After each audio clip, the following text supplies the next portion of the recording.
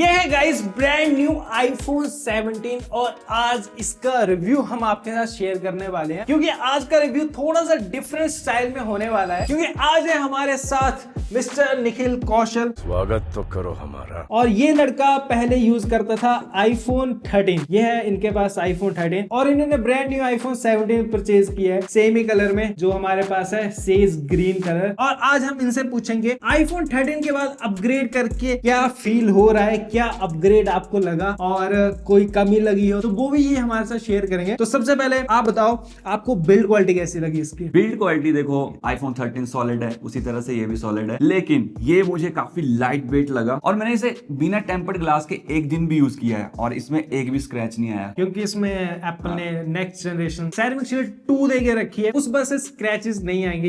पुराने वाले में बहुत स्क्रैचेस आते थे तो ये काम कर रहा है मतलब। और गाइस वीडियो आगे कंटिन्यू करने से पहले मैं आपको एक फायदे की चीज बताने वाला हूँ। अभी फेस्टिवल सीजन चल रहा है, काफी सारे डिस्काउंट्स हमें देखने को मिल रहे हैं अमेज़न फ्लिपकार्ट के ऊपर और काफी सारे बाकी ई कॉमर्स स्टोर्स के ऊपर, लेकिन शॉपिंग करते टाइम हमें पता नहीं लगता क्या एक्चुअल में उस प्रोडक्ट का प्राइस ड्रॉप हुआ है या फिर नहीं हुआ है। तो यहाँ पर आपने एक काम करना है, अपने क्रोम ब्राउजर में बाय हेड के एक्सटेंशन को ऐड कर लेना है। इसका जादू मैं आपको दिखाता हूँ। तो जैसे यहाँ पर प्रोडक्ट्स के ऊपर एक एरो बन के आ रहा है, ये पहले नहीं आता था, ये इस एक्सटेंशन के बाद आ रहा है। तो जैसे यहाँ पर आप देख सकते हो ये ग्रीन एरो नीचे की तरफ बना हुआ है, अगर ये रेड बना होता ऊपर की तरफ तो मतलब प्राइस इंक्रीज हुआ है, इन प्रोडक्ट्स का प्राइस डिक्रीज हुआ है और यहाँ पर बाहर ही दिखाई दे रहा है लोएस्ट प्राइस एवर। और इसी तरह से ये फ्लिपकार्ट के ऊपर भी वर्क करता है। जैसे फ्लिपकार्ट से अगर आपने कोई स्मार्टफोन परचेज करना है तो यहाँ पर भी प्राइस डिक्रीज हुआ है। तो यहाँ पर आप नो मोर के ऊपर जैसे क्लिक करोगे तो यहाँ पर आपको सारी डिटेल आ जाएगी। डील स्कोर 86% है, बहुत ही तगड़ी डील चल रही है। इसके अलावा यहाँ पर आपको प्राइस हिस्ट्री देखने की ऑप्शन भी मिल जाती है। यहाँ पर आप प्रॉपर ट्रैक कर सकते हो कि किस मंथ क्या प्राइस गया था, लोएस्ट प्राइस क्या था, हाईएस्ट प्राइस क्या था। जैसे हाईएस्ट प्राइस ये आप देख सकते हो, एवरेज प्राइस देख सकते हो, लोएस्ट प्राइस आप देख सकते हो। यहाँ पर आप प्राइस अलर्ट सेट कर सकते हो। जैसे मैंने प्राइस अलर्ट सेट किया तो जैसे इसका प्राइस 6999 जाएगा। और यहाँ पर एक स्पेंड लेंस करके फीचर भी है। बेसिकली ये आपको बता देता है कि अभी तक आपने इस ई कॉमर्स स्टोर के ऊपर अभी तक कितना स्पेंड किया है। और यहाँ पर ये एक्सटेंशन और वेबसाइट के ऊपर कंपेयर करके दिखा देते हैं कि किस जगह पर आपको सबसे कम प्राइस पे मिल जाएगा। जैसे स्विगी से अगर आप ऑर्डर करते हो 6989 का मिल जाएगा आपको, तो यहाँ पर बाकी प्लेटफॉर्म का भी ये कंपेयर करके आपको दिखा देगा। तो काफी तगड़ा एक्सटेंशन है, इसका लिंक मैंने डिस्क्रिप्शन में दे दिया है। अब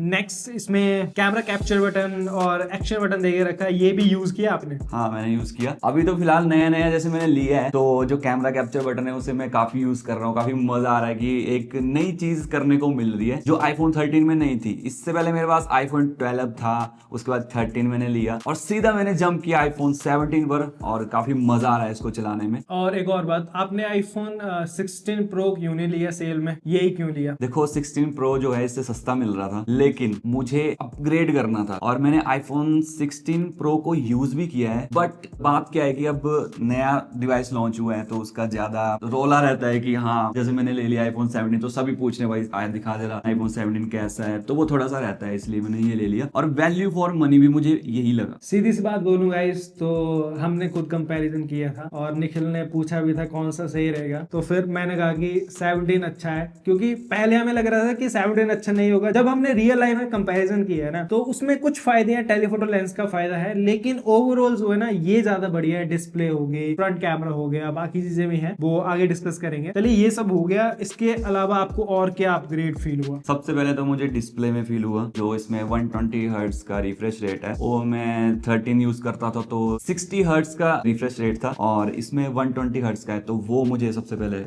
एक मेजर चेंज लगा। तो काफी लोग कहते थे कि आईफोन का जो 60 हर्ट्ज का रिफ्रेश रेट है वो 120 के बराबर होता है। हाँ देखो वो तो चीज है, 60 हर्ट्ज तो भाई देखो 60 हर्ट्ज ही होता है, वो मैं एग्री करता हूँ उस चीज से। और आईफोन 17 का जो 120 हर्ट्ज है ना उसका फील तो भाई नेक्स्ट लेवल है। ऑलवेज ऑन डिस्प्ले ऑन करके रख रहे हो? मैंने स्टार्टिंग में रखा था, उसके बाद अभी तो नहीं कर रहा यूज। ठीक है, बैटरी बैकअप कैसा है? बैटरी बैकअप बहुत बढ़िया है। आईफोन 13 में जब यूज कर रहा था भाई, तुम्हें पता ही है कि मेरे फोन में बैटरी नहीं रहती थी हमेशा, तो मुझे ये चीज बोलते थे कि भाई इसको चार्ज भी रखा कर। अब ये बैटरी बैकअप ही नहीं इसमें रहता था तो अब मैं क्या करता। जब से मैंने 17 लिया है मैं दिन में एक आध बार चार्ज करता हूँ इसे, उससे ज्यादा मेरे को नहीं करना पड़ता। दिन में एक बार चार्ज कर लिया तो एक दिन निकाल देते हैं बहुत आराम से। ठीक है, तब तो बढ़िया है, बैटरी बैकअप को लेकर दिक्कत नहीं है। नेक्स्ट, परफॉर्मेंस कैसी लगी? तो देखो परफॉर्मेंस के लिए तो मैं ये कहूंगा कि मैंने गेमिंग की, इसमें BGMI खेली मैंने। पहले मैं 13 में खेलता था, 60 हर्ट्ज पे चलती थी, इस पे भी चल रही है 60 हर्ट्ज पे, लेकिन काफी डिफरेंस है जो परफॉर्मेंस है, क्योंकि अच्छा प्रोसेसर है इसमें, तो उस वजह से गेमिंग एक्सपीरियंस बहुत अच्छा है। ठीक है, गेमिंग गाइस मैंने भी पर्सनली टेस्ट किया इसमें, तो अभी ऑप्टिमाइज नहीं है, बीच में गेम चल रही है, लेकिन 60 FPS पर खेल सकते हो मैक्सिमम, लेकिन 120 FPS आ जाएंगे। अभी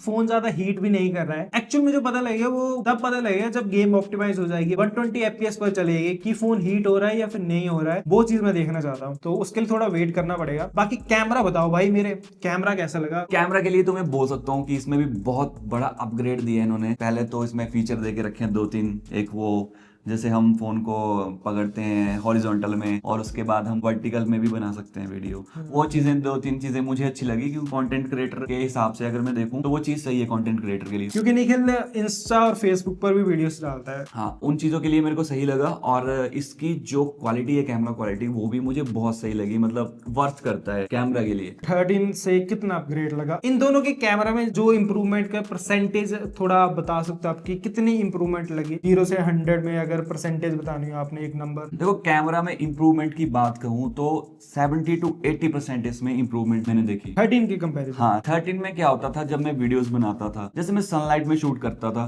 तो सनलाइट में क्या होता था, वहां पे फ्लेयर्स आती थी और जो घर की ट्यूबलाइट्स होती हैं फ्लिकर आती थी वहां पे। तो इसमें वो चीज नहीं है, अगर ट्यूबलाइट्स के आगे भी इसको लेके जाऊंगा तो बिल्कुल भी फ्लिकर नहीं करता है। Overall dynamic range, white balance वगैरह, डायनेमिक रेंज, वाइट बैलेंस सब इंप्रूव कर दिया है। सबसे बढ़िया मुझे एक चीज लगी, जो सिनेमैटिक मोड है उसमें 2x दे के रखा है, तो 2x मेरे काफी काम आ रहा है। और iPhone 13 का सिनेमैटिक मोड वैसे भी HD में वर्क करता है और इसका 4K 30 FPS में वर्क करता है, तो इंप्रूवमेंट तो डेफिनेटली लगेगी ही। और इसके अलावा फ्रंट कैमरा काफी इंप्रूव्ड है। ओवरऑल भाई 80% तो इंप्रूवमेंट है इसके कंपैरिजन में, 13 के कंपैरिजन में। इन सब के अलावा और क्या इंप्रूवमेंट लगी? इन सब के अलावा देखो इसमें फास्ट चार्जिंग दे के रखी है, तो जल्दी चार्ज हो जाता है, ज्यादा टाइम वेस्ट नहीं होता अपना, जल्दी से चार्ज करो और निकलो। नेटवर्क में इंप्रूवमेंट काफी है। स्पीकर में गाने सुनने का तो मजा आ रहा है भाई इसमें 13 के कंपैरिजन में। अगर मैं बात करूं, माइक्स अच्छे हैं। और एक चीज में इसमें बहुत अच्छी लगी मुझे, जो सेंटर स्टेज कैमरा है ना, वो बहुत अच्छा है। जैसे वीडियो कॉल पे अगर मैं बात कर रहा हूँ किसी से, मैंने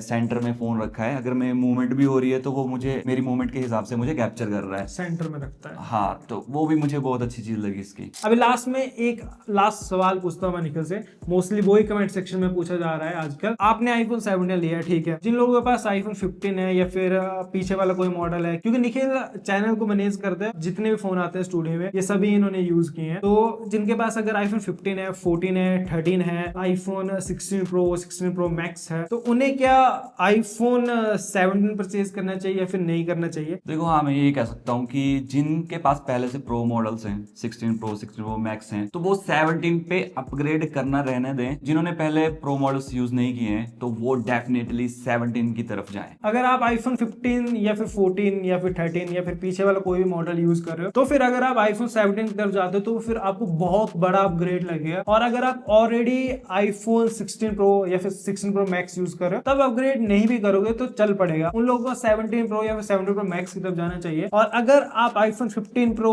या फिर 15 Pro Max या फिर 14 Pro, 14 Pro Max भी यूज करते हो, तब भी आप iPhone 17 की तरफ जाओगे, तब भी आपको अपग्रेड फील होगा डिस्प्ले में स्पेशली, क्योंकि डिस्प्ले बहुत अच्छी है और ब्राइटनेस नीट्स नंबर भी ज्यादा है, आउटडोर में भी विजिबिलिटी काफी अच्छी रहती है। तो फिर गाइस ये थी हमारी आज की वीडियो, और ये ब्यूटीफुल जैसा केस लगा के रखा है निखिल ने अपने iPhone 13 के ऊपर। ये केस गियर ब्रांड का है और ये कभी येलो नहीं होता, 10.4 फीट की ड्रॉप प्रोटेक्शन भी देता है। 7 to 8 मंथ हो गए ऐसे यूज करते हुए और अभी तक भी येलो नहीं हुआ है। तो आप भी इस केस की तरफ जा सकते हो। DIS 15 कोड यूज कर लेना, डिस्क्रिप्शन में लिंक है, एक्स्ट्रा डिस्काउंट आपको मिल जाएगा।